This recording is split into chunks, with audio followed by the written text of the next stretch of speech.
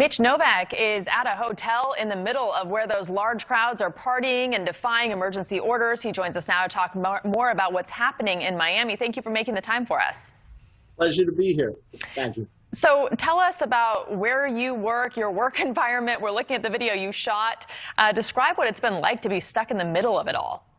Yeah, I own the hotel on the right of your screen a moment ago. I've lived here for over 30 years. And for the last 10 years, the quality of life and insurance of public safety has deteriorated to what we're witnessing again this year in March. This has been an ongoing problem which has progressively become worse.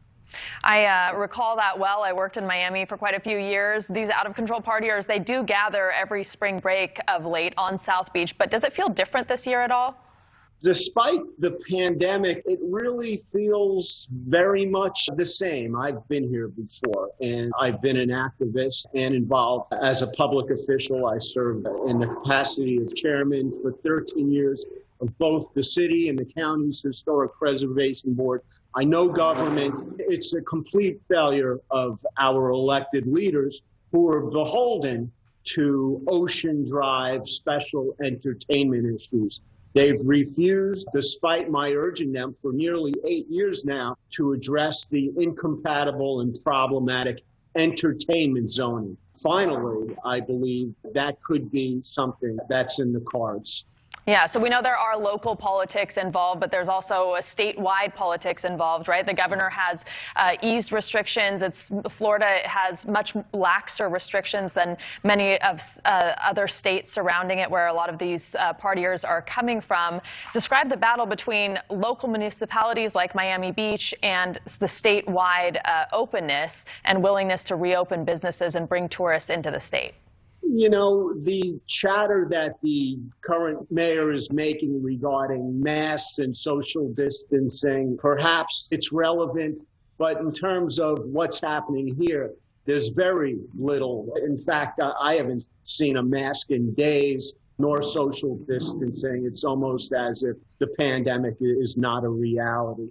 I don't think that's much of the narrative, although that's the narrative the mayor has tried to create.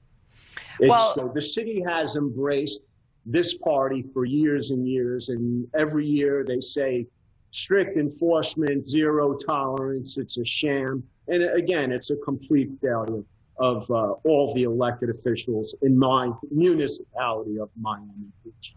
But the COVID pandemic is a real thing, right? I mean, we are looking at all these people with no social distancing. It takes it to a different risk level this year when we're still in the middle of a pandemic. No one's wearing masks, no one's social distancing.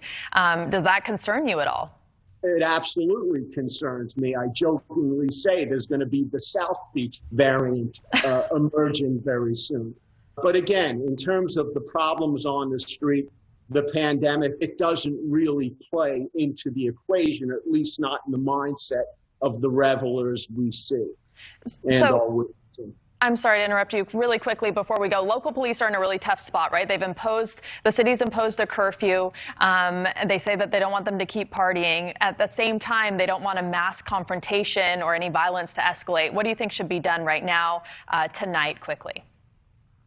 Again, the messaging needs to be that the party's over and they need to dance carefully to avoid or to quell any further rise of violence and mayhem, which is going to be interesting to see how that plays out.